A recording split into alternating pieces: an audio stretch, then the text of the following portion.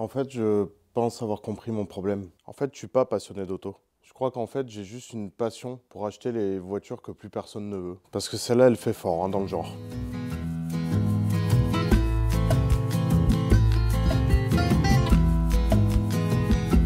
Ouais, en fait, ce que je fais dans la vie, c'est que je m'achète du travail. Je crois qu'en fait, c'est ça ma passion. Comme je vous disais, j'ai l'impression que j'achète un peu toutes les voitures que personne ne veut. Il y a eu la Mazda, des voitures qui sont soit destinées à partir à l'export, parce que plus personne ne veut rouler ça en France, soit des voitures qui sont destinées à la casse, ce qui était le cas de celle qui est derrière nous. Et même si là, vite fait, de loin, vous croyez qu'elle est belle, en fait, quand vous vous approchez, vous vous rendez compte que seul un mec comme moi aurait pu acheter ce genre de voiture. Parce que clairement, il n'y a pas grand-chose qui va dessus, mais bon, c'est une Mercedes break. Et j'avoue que les Mercedes, c'est un peu les voitures que j'ai eues en plus grand nombre, et j'ai un problème avec Mercedes.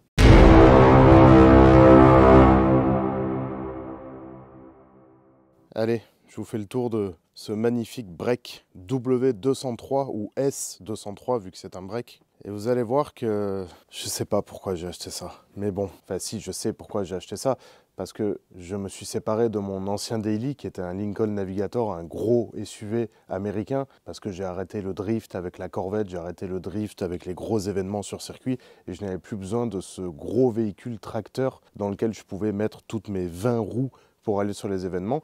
Mais je voulais quand même retrouver un petit daily sympa. Alors oui, j'ai ma fidèle 205 qui est derrière, qui elle ne me quittera jamais, on est d'accord. Le seul problème, c'est qu'elle n'avait pas la clim en été, et moi par contre, il me faut obligatoirement la clim dans la région où je suis. Et je voulais aussi retrouver un petit peu l'aspect pratique sans avoir un gros véhicule américain qui consomme du 23 litres au 100. Donc je me suis orienté sur ça. En fait, il y a deux choses qu'il faut comprendre aussi. C'est, vous savez, vous aimez bien aller sur Instagram, TikTok, scroller, défiler, regarder des petits shorts, des vidéos et tout. Moi, en fait, mon divertissement, c'est pas ça. Mon divertissement sur mon téléphone, c'est le Bon Coin. Le problème, c'est que ça coûte cher, bien trop cher, bien souvent même trop cher. Et quand, en fait, tu vas 5, 10, 15, 20, 30 fois par jour sur le Bon Coin, forcément, tu tombes sur des trucs que tu as envie d'acquérir. Et il y a eu une annonce pour cette voiture qui était en vente pour pièces et qui allait partir à la casse à la fin de semaine. Et moi, je me suis dit non. Il est hors de question que cette voiture parte à la casse. Le propriétaire voulait l'envoyer à la casse pour différentes raisons et a commencé par quelque chose qui peut vous sauter aux yeux. C'est un phénomène qui se produit généralement quand de l'eau rentre en contact avec du métal et ça fait des chocs à pic. La voiture a mais alors beaucoup d'éléments rouillés. Et là, on est sur de la belle rouille, hein. On n'est pas sur de la rouille de surface qui fait un peu cloquer la peinture. Là, on est sur vraiment du petit croustillant, quoi, en fait, hein. Ouais, tu vois, quand tu appuies dessus, ça crépite un peu. Donc, on a des éléments qui sont rouillés. Je pense que là, on va avoir des petites surprises aussi sous le plastique, parce qu'on voit que là, c'est un peu attaqué. Alors, je vais pas vous le cacher, hein, c'est une voiture qui provient d'Allemagne, hein, qui est immatriculée en France, mais qui à la base était en Allemagne, ce qui explique l'état de carrosserie. Alors, j'ai de la chance, sous le châssis, c'est plutôt correct. Je vais pas dire que c'est neuf, mais c'est plutôt correct, il n'y a pas de rouille perforante. Le haillon, alors là, la voiture n'est absolument pas lavée, hein. Je l'ai récupéré il n'y a pas très longtemps, donc là, hein, là par contre, c'est pas joli. Et on voit que sous le plastique, par contre, il va se passer quelque chose aussi. Donc il faudra que je retire le support de plaque pour voir ce qu'il y a exactement là-dessous. Et vu la tête du vernis, là surtout ici, hein, je pense que déjà on peut s'attendre à une peinture du haillon arrière. Et me connaissant, ça va pas finir chez le carrossier ça. On a, oui, alors ça c'était je pense, le sujet principal de l'arrière de la voiture. On a une découpe de pare-choc pour laisser sortir les échappements, mais de base, en fait, vous voyez, les échappements ne sortent pas. Il y avait des petites cannelures en chrome, sauf que les cannelures étaient fixées avec ça. Voilà, donc ça c'est vraiment un travail dégueulasse, je sais pas comment on peut faire tenir avec un petit point de soudure au milieu, ça je ne me l'explique pas, c'est encore des phénomènes auxquels j'ai pas encore trouvé de solution. Je veux dire, quand tu vois, moi je le dis, hein, je ne suis pas mécanicien, c'est pas mon métier. Quand tu n'es pas soudeur, je peux te fournir une casquette, ce n'est pas mon métier et du coup tu es totalement excusé quand tu portes cette casquette. On a le montant aussi là. un petit peu de rouillasse, il faudra enlever le phare pour voir ce qu'il y a dessous. Donc il y a un peu de la rouille à droite à gauche, mais l'avantage par contre c'est qu'il n'est pas boxé, c'est-à-dire qu'il n'y a aucun élément qui est éclaté, il n'y a pas eu d'accident ou quoi dessus sur le véhicule. Là je vois qu'il y a déjà une belle peau d'orange, donc je pense que déjà l'aile ici elle a dû être repeinte. Là encore un peu de rouille ici. Côté droit, forcément. Dommage, par contre, j'ai pas les jantes Mercedes. Donc, il faudra peut-être que je lui trouve des jantes Mercedes, histoire que le look soit un petit peu plus cool. Les portes ici, ça va. Étonnamment, elles sont pas rouillées plus que ça. L'aile avant droite, ça va. Le pare-choc, ça va. Les feux sont étonnamment neufs. Ça, j'ai pas compris, par contre. Ils sont super beaux, les feux. Ils sont pas du tout jaunis ou quoi que ce soit. Et ici, j'ai un joli petit point de rouille aussi qui est bien sympa, lui, qui commence à devenir perforant. Donc ça, il va falloir s'en occuper également. Par contre, la grosse surprise, et c'est là où moi, je veux vous montrer quelque chose, qu'il n'est pas normal que ce genre de véhicule finisse à la casse, c'est son état intérieur. C'est des sièges en tissu qui sont en très bon état, hein, juste un tout petit nettoyage et ça sera parfait. C'est un phase 2, donc j'ai les beaux compteurs phase 2, j'ai la commande centrale en phase 2 avec les beaux boutons, la belle radio, tout. C'est une boîte manuelle. Comme d'habitude, à chaque nouvel achat, vous savez que moi, je fais maintenant deux choses qui sont primordiales. La première, c'est le rapport car vertical que je vous mets tout de suite à l'écran. Sur le rapport car vertical, qu'est-ce qu'on va pouvoir voir? Qu'au niveau du kilométrage, du vol, des accidents, tout est OK. Le véhicule n'a pas servi de taxi, ça c'est bien. On voit qu'il a été immatriculé en novembre 2005 et qu'il a été importé en France en septembre 2020. Donc ça fait pas très longtemps qu'il est arrivé en France, ce qui explique peut-être son état au niveau de la rouille. Voilà, donc on voit bien que le véhicule a été importé. Il a passé la majeure partie de son temps en Allemagne. Par contre, là où je suis très content, c'est qu'il n'est pas volé. Aucun souci à ce niveau-là, donc c'est vraiment un achat plutôt serein. Malheureusement, j'ai pas de relevé de kilométrage. Bon, après, il a 255 000 km, donc je doute que le kilométrage a été modifié. On voit bien qu'il n'y a eu aucun accident, que ce soit en France ou dans son pays d'origine, l'Allemagne. En description de la vidéo, vous retrouverez un lien qui vous emmènera directement sur le site de Car Vertical avec une remise de 20% à valoir sur votre prochain rapport, les amis. Et la deuxième, et ça vous savez du coup, je vous le répète, je ne suis pas payé pour dire du bien de cette application, c'est Carly. Je suis super content de leur avoir gratté un boîtier parce que du coup, comme ça, maintenant, je peux diaguer toutes mes caisses dès que je les ai et celles que j'ai déjà à la maison. Et ça me permet de voir des choses parce que forcément, il y a le voyant moteur. Donc je vous propose qu'on regarde ensemble directement déjà les premiers problèmes que je peux avoir avec ce véhicule. Parce que je vais être franc avec vous, je l'ai acheté, je l'ai rapatrié et je ne l'ai pas jagué. J'avais oublié mon Carly à la maison. Donc du coup, le premier jag, je le découvre en même temps que vous. Le petit boîtier qu'on va venir brancher directement sur la prise ODB, OBD, je sais plus comment on dit. On met le contact. Ah oui, je vous ai pas parlé de son kilométrage, alors il a 251 600 km. Bon, ce qui en soit, pour une Mercedes, m'inquiète pas trop. Et d'après ce que j'ai compris, le réservoir est plein d'éthanol. Alors, on va venir connecter son petit boîtier. Voilà, c'est bon, c'est connecté. Alors, on choisit son année, 2005. J'ai l'impression qu'il m'a directement détecté la voiture. Bon, je vous reprends sur mon iPhone parce que mon Android est clairement mort. On va lancer le jag, vérifier les problèmes et c'est parti. Alors, 3% des systèmes vérifiés et déjà 5 problèmes trouvés. Ça annonce du lourd. Je pense qu'avec cette voiture, on va être fourni en termes de réparation. Ah, ça a l'air un peu plus long qu'avec la Corvette. Oh là là là là là, 21... Oh, 13 problèmes. Oh, mon Dieu, mais qu'est-ce que ça va être? J'espère que c'est des vieux problèmes enregistrés qui n'ont pas été effacés parce que là, sinon, je crois que je vais pas assumer. Alors, c'est marrant parce qu'en fait, pendant que le jag se passe, on entend des petits bruits un peu partout dans la voiture. On sent qu'elle est en train de se faire diagnostiquer. On arrive à la fin. Alors, ça a mis 2 minutes, hein, finalement, ça va. 30 problèmes trouvés. Oh mon Dieu. Diagnostic état de santé de la voiture, très mauvais. Oui, je veux bien le croire. Alors, électronique moteur, qu'est-ce qu'on a? Servo moteur papillon, potentiomètre de valeur, marque, canne du modèle carburant, échappement, refroidissement. Alors ça, je pense que ça doit être l'éthanol, tu vois, surtout qu'il me dit problème pas grave. Bon, moi j'ai tous les codes erreurs, j'ai plus qu'à aller lancer mes recherches après. Auto-adaptation de la formation du mélange de la rapport. Alors voilà, ça c'est l'éthanol aussi. Climatisation. Tiens, régulateur de soufflant. Alors ça, ouais, je l'ai remarqué. Je vous montre après. Niveau de liquide de frein pas correct. Ah ouais, carrément, ça te dit ça. Poignée de porte avant droit keyless, coupe-circuit positif. D'accord, ok, visiblement un problème sur la poignée de porte. Airbag, ouais, alors ça pareil, j'ai vu que j'avais le logo SRS, je vais m'en occuper. Je pense que c'est la connectique sous le siège qui mérite un petit peu de nettoyage connectique. Allez, on va tout effacer. On va rouler un peu avec la voiture après et je referai un jack demain. Donc en fait là, je vais aller rouler 500, 1000 km avec et je referai un jack pour voir ce qui réapparaît et ce qui était peut-être des anciens défauts fantômes qui n'étaient pas effacés. Voilà, on peut même faire un rappel dans 3 jours. Voilà, c'est fait. Ah, on peut même remettre à zéro. Alors effectivement, je l'ai fait moi en manuel et on peut remettre à zéro via l'appli Carly le service d'entretien. Bon, Bah, vous l'aurez compris, il y a de quoi faire avec cette bagnole quand même, hein. 30 défauts, on va la rejaguer dans 2 jours pour être sûr qu'il n'y ait plus rien. Il m'a sorti aussi le débitmètre. Et ça tombe bien parce que la personne à qui je l'ai acheté, regardez ce qu'elle m'a laissé dans la boîte à gants gentiment, le débitmètre. On va commencer direct, viens là, par ça. Parce qu'en fait, quand je le démarre à froid, bon déjà, il y a beaucoup de problèmes par rapport à l'éthanol. Donc on va lui rajouter, je pense, un régulateur de pression d'essence. Et surtout, des fois, il me fait des bugs un peu mystiques. Où la voiture, tu sais, elle a du mal, elle consomme un peu trop. Donc je pense que déjà, on va commencer par le débitmètre. Ça lui fera vraiment pas du mal. Et l'esthétique viendra après. Je vous ai pas encore parlé de la motorisation, mais c'est un C180, donc 1,8 litre compresseur. Je vais être franc avec vous, je ne savais même pas qu'en W203, en 1,8 litre, il y avait des compresseurs. A priori, c'est un Eaton M65, de ce que j'ai compris. Ça fait 143 chevaux. Il existe bien évidemment le kit poulie pour augmenter la puissance. On verra si je le fais. Je sais pas, c'est pas encore le but premier de la voiture. Le but premier est qu'elle roule proprement et que je puisse me déplacer d'un point A à un point B sans tomber en panne. Mais il y a quand même une boîte 6 vitesses. La climatisation qui fonctionne, je vous cache pas que dès que je l'ai récupéré, j'ai filé chez JMT et m'assuré que ça fonctionne. Les places arrière, c'est gigantesque, c'est propre, tout est ok, le coffre est ok, pas de selle de toit qui pend. Je sais pas franchement si c'était une bonne chose d'acheter cette Mercedes, de la sauver de la casse, mais on verra bien à terme. Moi je pense que oui, je pense clairement que oui, parce que ça me fait mal au cœur de voir une voiture comme ça partir à la casse, et je sais qu'on peut faire quelque chose dessus, je sais qu'on peut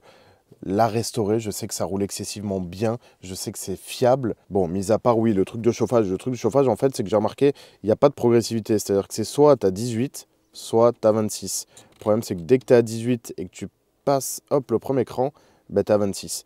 Donc bon, en soi, c'est pas grave. Tu mets sur 18, tu doses avec ça, et ça ira très bien en soi. D'ailleurs, c'est pareil. Non, ça va, ça marche. Ouais, ça marche, il n'y a pas de problème. Allez, on rentre ça au garage. Oula. Ouais, le pécouille à mort. Oula. Ouh, c'est compliqué à la rentrée là. Ouh, c'est compliqué. Allez, repose en paix. Ça va te faire du bien. Je vous ai pas montré le moteur aussi. Regardez par contre l'état de propreté du moteur. Ça, il n'y a rien à dire. C'est la qualité Mercedes, j'adore. Ça ne fuit pas.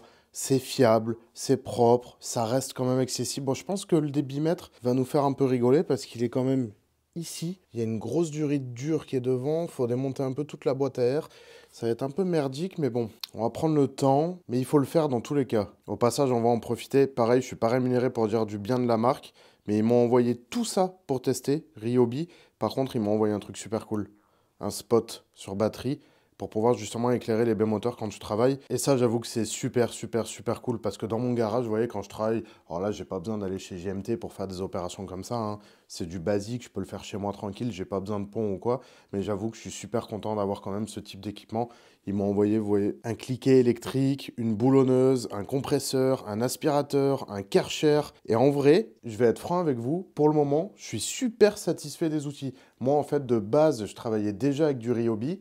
Je pense que j'ai pas besoin de vous le prouver, hein. Voilà, ça c'est ma péteuse, que ça fait au moins 5-6 ans que j'ai, qui a vécu, oh, je dirais un bon millier, si c'est pas plus, de démontage de roues sur les circuits, de la balancer comme ça à l'autre bout du paddock pour la filer à un pote pour qu'il démonte ses roues. Tu penses que la truc, elle a du vécu et elle marche toujours, hein. Oui, je sais, c'est un peu le bordel, mais tu vois, j'avais une ponceuse, une disqueuse déjà aussi et j'en suis hyper content. C'est pour ça que quand ils m'ont appelé pour me dire « Eh, vas-y, tu veux pas prendre des outils et les tester ?» Bah, carrément, si. Parce qu'en vrai, je suis super content de cette marque et je suis trop content de bosser avec eux maintenant. Et rien que ce spot, déjà, je suis refait. De toute façon, je vous parlerai jamais d'une marque qui fait des produits de mauvaise qualité parce que j'ai pas envie, bah déjà, que vous achetiez des trucs de mauvaise qualité. Et même si je parle de certaines marques, et c'est des avis totalement objectifs que je vous donne, c'est-à-dire que s'il y a des défauts, j'hésiterai pas à vous le dire. Comme je vous le dis, je ne suis pas payé pour dire du bien de ces marques. C'est vraiment du pur test. Et ça fait toujours plaisir, ça remplit le garage. S'il y a des problèmes, j'hésiterai pas à vous le dire. Alors, on va commencer par enlever cette petite boîte à air. Tu vois, c'est là où j'aime bien Mercedes aussi, c'est que tu vois les vis là,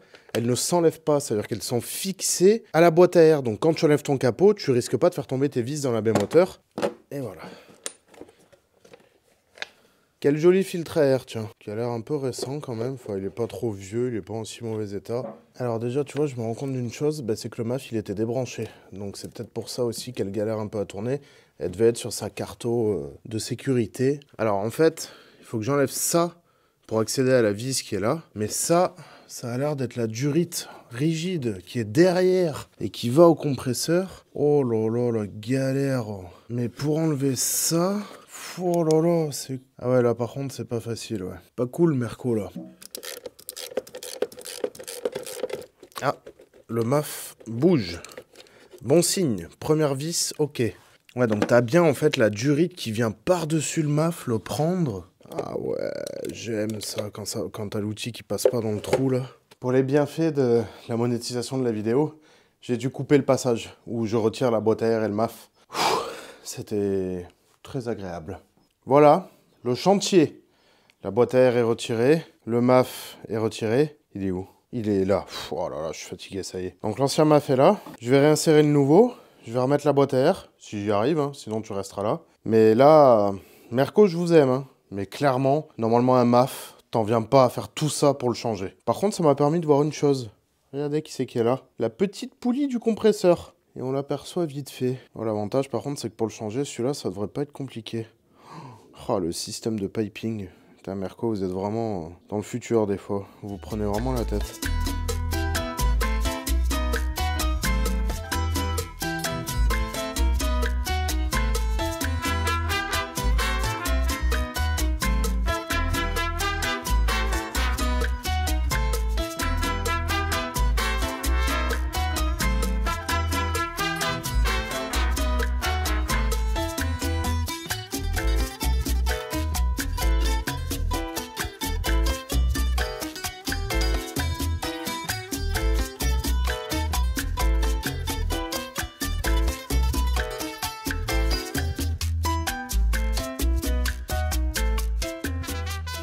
Allez, on va reconnecter le petit Carly, on va refaire le diag et on va voir du coup si le voyant moteur disparaît ou si le problème de MAF a disparu. Ah. Là, je pense qu'il faut que ça recalcule un petit peu tout.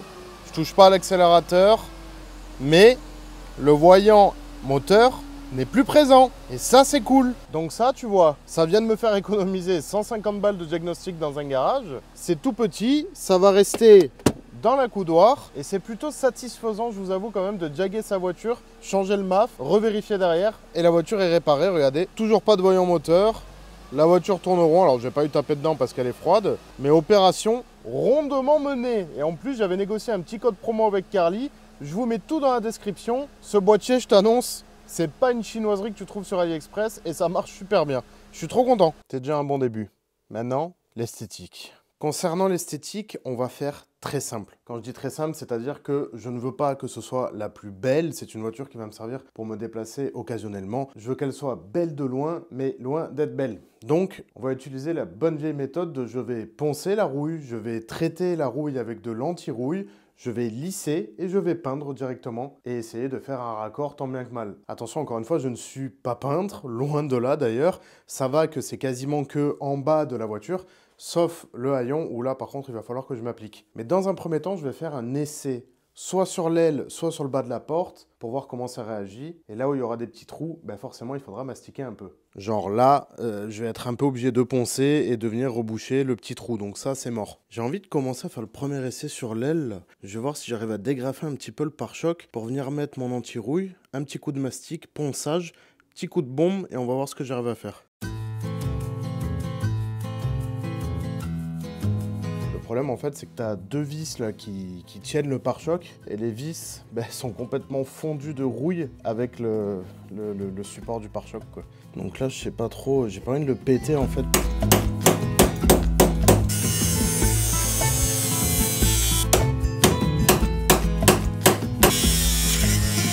Voilà, le support de maintien du pare-choc sur l'aile.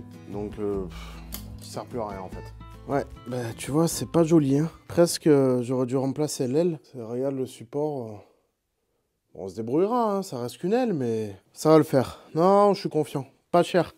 Faut que ça revienne pas cher. Bon, via un malicieux subterfuge, je vais écarter l'aile pour pouvoir commencer à la poncer, à la mastiquer, à la traiter et après à la repeindre. Et j'espère que ça sera joli. Enfin, joli. De loin.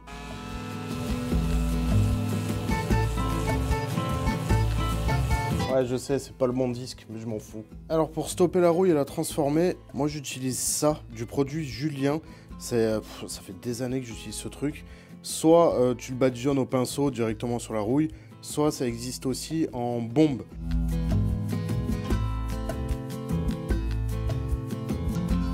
Regarde, ça fait 10 secondes que j'ai mis le produit. Est-ce que tu vois déjà la différence de teinte? C'est hallucinant ce produit comme ça marche. Alors là, j'en mets un peu dedans aussi. Tu vois, déjà la couleur de la rouille, elle a quasiment disparu pour laisser place à la couleur noire et métal qui va théoriquement protéger. Ensuite, on essuie. Une fois que ça a bien reposé. Et là, tu vois, déjà, il n'y a plus la couleur rouille. Et ça, eh ben, ça me rassure. C'est plus joli. Je vais essayer de la sauver, hein, je garantis pas. Hein. À tout moment, vous me voyez changer l'aile par une neuve. Mais je me dis, vu l'état, ça vaut le coup d'essayer. Bon, maintenant, on va se servir du mastic. On va en mettre une bonne dose. On va laisser sécher et on va voir si c'est rattrapable. Alors, attention, c'est la deuxième fois de ma vie que je me sers de mastic. Donc je suis loin d'être expert là-dedans aussi. Là, on foutre un bon paquet là, tu vois. Et après, à bien poncer. Donc on verra ce que ça donne. Là, en tout cas, le trou, il est immédiatement rebouché. Et de toute façon, si tu t'entraînes pas, tu progresses pas. Et il n'y a que ceux qui ne font rien qui arrivent à rien.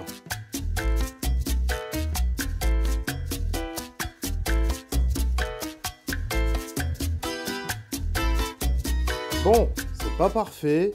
Mais ça devrait faire le taf. C'est à peu près rebouché. Pour moi, ça ira. Au moins, il n'y a plus le petit trou qu'il y avait ici. Le deuxième qui s'était créé là. C'est pas dégueu. Je pense que je peux essayer de camoufler ça avec de la peinture. Ça devrait être mieux qu'avant. Bon, après, entre nous, ça pourra pas être pire qu'avant. Il y avait un trou, il n'y avait plus de peinture. Je sais déjà que je vais me faire critiquer à mort. Alors, je vous rappelle, attention, je ne suis pas mécano. Et c'est une voiture que j'ai payée une misère.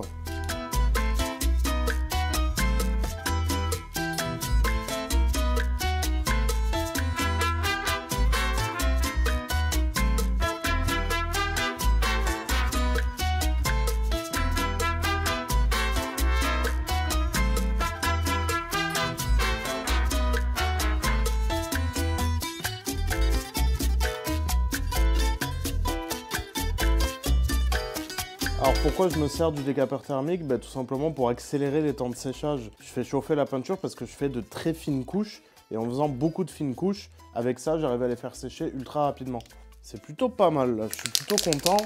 On voit quasiment plus la résine dessous. Alors comme je vous disais, voilà, on voit bien la différence entre brillant et moins brillant. Donc ici, j'ai pas forcément envie de vernir parce que comme je vous disais, j'ai pas envie de faire un raccord de vernis. J'ai peur que ce soit pire que de lustrer. Donc là, je vais laisser sécher 24 bonnes heures minimum. Et après, vous voyez, on voit plus du tout la tache de résine qu'il y avait. Donc je suis assez content du résultat. En toute franchise, le but était qu'on voit plus la rouille sur la voiture. Je pense que pour l'instant, pour même pas 10 balles, je me suis plutôt bien démerdé. Je vais remonter l'aile et je passerai le lustrant d'ici 24 heures. Bon, je pense que vous avez assez vu d'horreur dans cette vidéo pour aujourd'hui. Le but de cette vidéo, c'était surtout de vous montrer, en fait, s'il vous plaît, ne jetez pas vos voitures, n'envoyez pas vos voitures à la casse.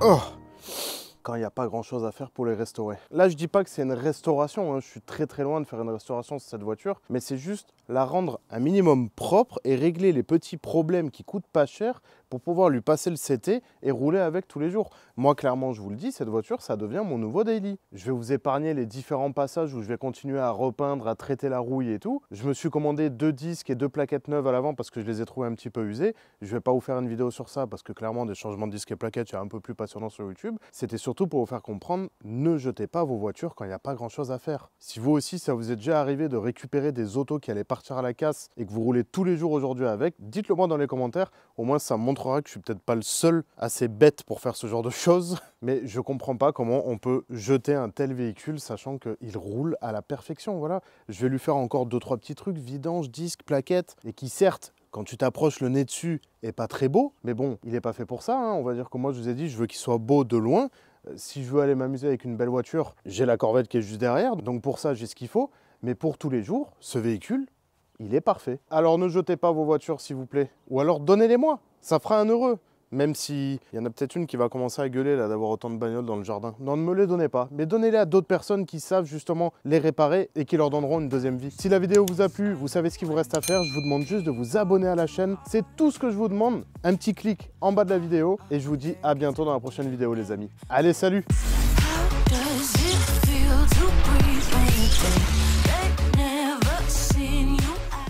Ne jetez pas vos voitures. Donnez-les-moi. Moi, je sais ce que je